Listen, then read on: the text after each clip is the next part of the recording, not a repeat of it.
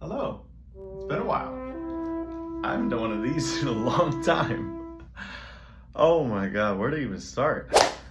Hello everyone, my name is Luca and welcome back to New Agent New Area. A lot of you guys have been really concerned about me, what's been going on and where I've been, what I've been doing and how I'm doing and everything like that. And you know, it's been a wild ride. There's been a lot going on in the past couple of months. The reason I haven't done this is because number one, I've been procrastinating. I also have some exciting news too. I got my first deal in Marin County and I'm pretty stoked about it too. I got into contracts right at the beginning of November, so I didn't want to say, look at me, I got this deal. And then it falls out of escrow. And that actually almost happened for this one. So that was the reason I also wanted to wait too, just to be able to make sure everything was taken care of that way. But long story short, a lot has happened in the past 3 months, September, October, November, December. Yeah, 3 months. A lot of crazy stuff. Went to a wedding. Oh yeah. My girlfriend had a birthday. I did a 5K on Thanksgiving Day. Oy. I made a beef Wellington for the first time. Had a great time. And that's basically what's been going on. And I'm very excited to be back and be able to do the New Agent New Area because that was the whole reason I wanted to do this, was just to be able to motivate people when times were tough. And that's actually one thing that I actually have been lacking in, is when the times were tough, like they have been in the past month, I was, neglecting to be honest with myself and, put stuff out there saying, hey, I'm really struggling right now as an agent in a new area with interest rates and everything going on too. Mostly just taking accountability for my life and not avoiding anything really. This deal was in Santa Rosa, which is about an hour north of where I am right now. It was from all the calls that I did previous months where I was making hundreds and hundreds of calls. This client, basically what happened was I texted her, hey, are you interested in this property? She goes, boom, hey, I'm interested. Here's the link to the property. Let me know what you think. She says, no, this XYZ is wrong with it. Then I go back, find another property that is, send it to her. She said, cool, this sounds great. Let's go take a look at it. We wrote an offer on that property. We didn't get that property. We wrote another offer on another property. Didn't get that property. We wrote another offer on a different property. Didn't get that one. But there was a property right next door that was exactly the same. And we wrote an offer on that property. It was priced at $629, and then we actually ended up getting it for $575. Got a great deal on that property. They're very, very happy. But that doesn't come with challenges that happen during escrow. So I wanted to actually talk about this because this is the stuff that happens in real estate that no one really talks about when they say, oh, it's in escrow and it falls out of escrow. So what happened was we go into escrow, everything's cool, no problems. We had an inspection contingency for 7 days. That went through, we got our inspections done, no problem, everything was good. Then we get towards the end of the closing days and the seller asked, is it possible for us to close early? And we had a verbal agreement of, yeah, we can close early, no problem. We talked to the loan officer, she said it was good, and we made it happen. Then what ends up happening is Fidelity decides to shit the bed, and they have the huge security breach, which I don't know if anyone really heard about this because Fidelity tried to keep that thing under wraps as much as they possibly could. Fidelity had to shut down everything all across the country. And what that means for me during escrow was they had the seller has a loan with a company called Loan Care. Since it was completely shut down, nothing could go through transaction, nothing can go through. So we basically were waiting for it to come back online.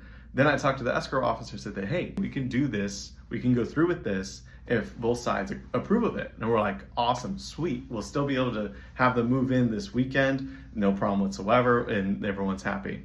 Well, the seller didn't want to move forward because they didn't feel comfortable with having their biggest asset given away, as well as not having the funds into their bank account. And, there's both sides to it. It depends on what your opinion is.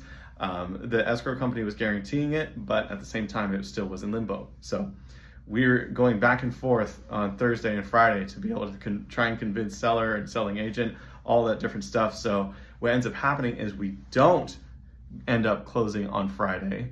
So we had to go through the weekend. That wasn't even a big issue, really. That was just an inconvenience on we can't move in that weekend. The biggest inconvenience was that next Tuesday, we would have had to go back to underwriting, which means going back to the loan officers saying, hey, we need to get reinstated for this loan because it's been too long now, which is a big problem. Now that we've been in process and we're pretty much the clients and us thought we're going to go through and close this, and the loan has already been approved, we thought everything was going to close. So they started spending money on their credit cards. The biggest no-no in real estate is to spend money on your credit card while you're in contract. Because if you increase your credit limit, then you might not qualify for the same amount of money that you were previously approved for. So the loan officer calls me and says, hey, this is what's going on, so we really, really need to make sure we close on Monday.